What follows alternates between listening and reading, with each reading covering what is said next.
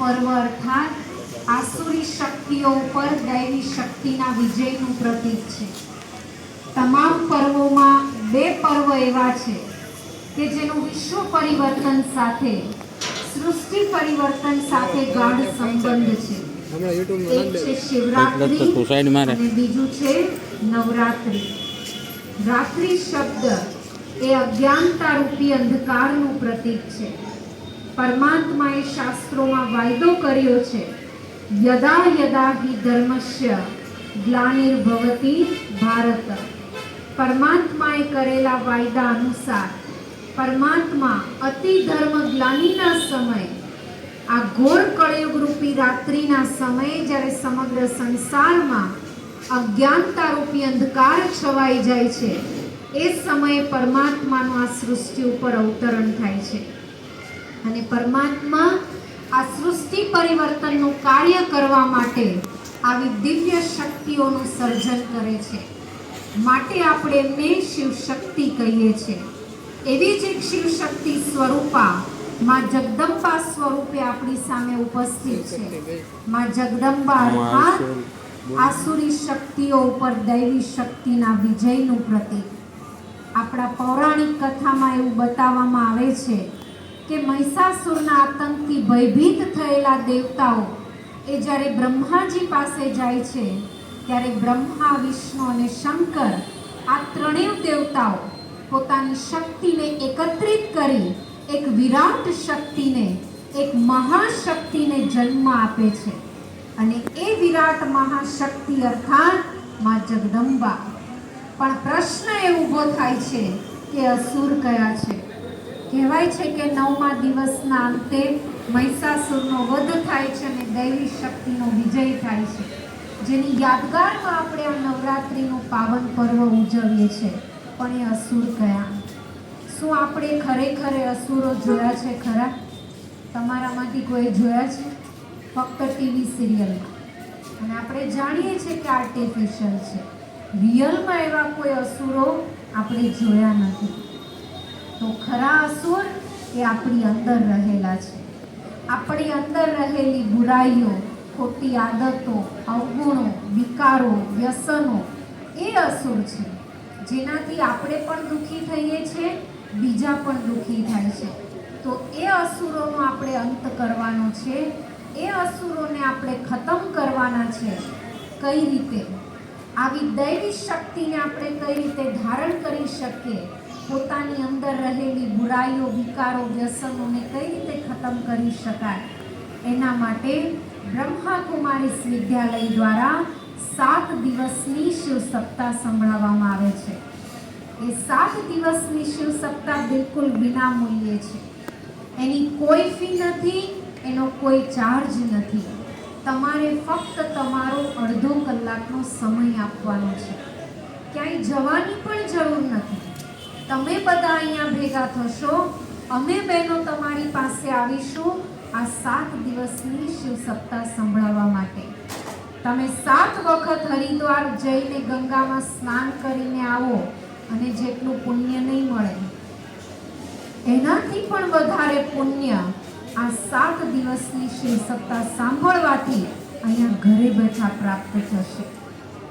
ગંગામાં સ્નાન કરીને જેટલા પાપ નહીં ધોવાય, આત્મા શુદ્ધ નહીં બને, એટલી વધારે આત્મા આ શિવ સપ્તાહ સાંભળવાથી શુદ્ધ બનશે.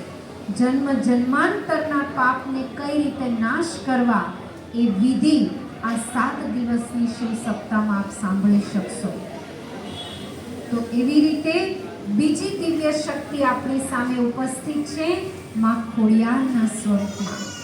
માં ખોડિયાર અર્થાત જીવન ચરિત્રની અંદર રહેલી ખોડ ખાપણોને દૂર કરનાર, પોતાની કમી કમજોરીઓને ખતમ કરનાર.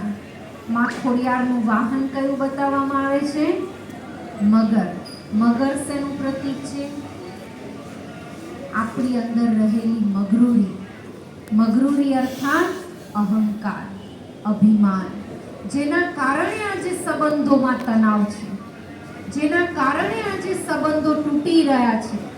દિવસે ને દિવસે ઘર, પરિવાર, કુટુંબ નાના થતા જઈ રહ્યા છે. એનું કારણ છે આપણી અંદર રહેલો અહંકાર. જો એ અહંકારને ખતમ કરવો હોય, પોતાના અહમ ઉપર વિજય પ્રાપ્ત કરવો હોય, તો એ વિધિ શીખવા માટે એક વખત આ 7 દિવસની શિવ સપ્તાહ અવશ્ય સાંભળશો. જ્યારે આપણે માં જગદંબા, માં ખોડિયાર સમાન પોતાની અંદર રહેલી બુરાઈઓને, વિકારો, વ્યસનો, અહંકારને ખતમ કરીશું, એના ઉપર વિજય પ્રાપ્ત કરીશું, ત્યારે આપણું જીવન આવું માં લક્ષ્મી સમાન બની શકે છે. માં લક્ષ્મી અર્થાત ધનની દેવી. કયું ધન? આપણે હંમેશા માં લક્ષ્મી પાસે સ્થૂળ ધનની માંગણી કરીએ છીએ, પરંતુ એ સ્થૂળ ધન એ અવિનાશી, વિનાશી છે. આજે છે, કાલે નહીં હોય. ગાડી, બંગલા, પ્રોપર્ટી, બેંક બેલેન્સ શું સાથે આવવાનું? જ્યારે જઈશું ત્યારે કંઈ જ નહીં. પૂર આવશે, ભૂકંપ આવશે, વાવાઝોડું આવશે, બધું જતું રહેવાનું. તો એ વિનાશી ધનની વાત નથી, પરંતુ એ જ્ઞાન ધન, ગુણ ધન અને શક્તિઓના ધનની વાત છે, જે અવિનાશી છે, જન્મ જન્માંતર આપણી સાથે આવે છે. એ જ્ઞાન, ગુણ અને શક્તિઓના ધનથી જ્યારે આપણે ભરપૂર થઈએ, ત્યારે આપણું જીવન આવું માં લક્ષ્મી સમાન સાચા સુખ, સાચી શાંતિ અને સમૃદ્ધિથી સંપન્ન બને છે. પણ એ અવિનાશી ધનને પ્રાપ્ત કરવાની વિધિ શું? એના માટે સ્વયં પરમાત્મા ધરા પર અવતરિત થઈ, સફેદ વસ્ત્ર ધારી, શિવ શક્તિ સ્વરૂપા, જ્ઞાન સ્વરૂપા બ્રહ્મા કુમારી બહેનોના મુખ દ્વારા જ્ઞાનની ગંગા વહાવી રહ્યા છે. પ્રતિદિન એ જ્ઞાન ગંગામાં જ્ઞાન સ્નાન કરી આપણે અવિનાશી જ્ઞાન, ગુણ અને શક્તિઓના ધનને પ્રાપ્ત કરી શકીએ છીએ. પોતાનું જીવન આવું દિવ્ય શક્તિઓથી સંપન્ન બનાવી શકીએ છીએ. જો તમારી ઈચ્છા હોય કે અમારે આ 7 દિવસની શિવ સપ્તાહ સાંભળવી છે અને ઘર ગૃહસ્થમાં રહીને પોતાનું જીવન આવું દિવ્ય શક્તિઓથી સંપન્ન બનાવવું છે, તો અમે બહેનો તમારી પાસે આવીશું. પણ પહેલાં તમારી ઈચ્છા પૂછું કે તમારામાંથી કોને ઈચ્છા છે કે અમારે આ 7 દિવસની શિવ સપ્તાહ સાંભળવી છે? હાથ ઉપર કરશો. બહેનો, ભાઈઓ, જેને પણ ઈચ્છા હોય, તમને જે સમય અનુકૂળ હોય એ સમય. દેખાદેખીમાં હાથ ઉપર નહીં કરતા કે આણે ઊંચો કર્યો એટલે હું કરું. પણ ખરેખર જો તમારી ઈચ્છા હોય કે બેન તમે આવો, તો અમે આવીશું. કયા સમયે આવીએ? સાંજે 4 વાગે, 5 વાગે કે રાત્રે 9 વાગે? ભાઈઓને કયો ટાઈમ અનુકૂળ હોય? 9 થી 12. કારણ કે ભાઈઓની પણ ઈચ્છા છે રાત્રે 9 વાગે અહીંયા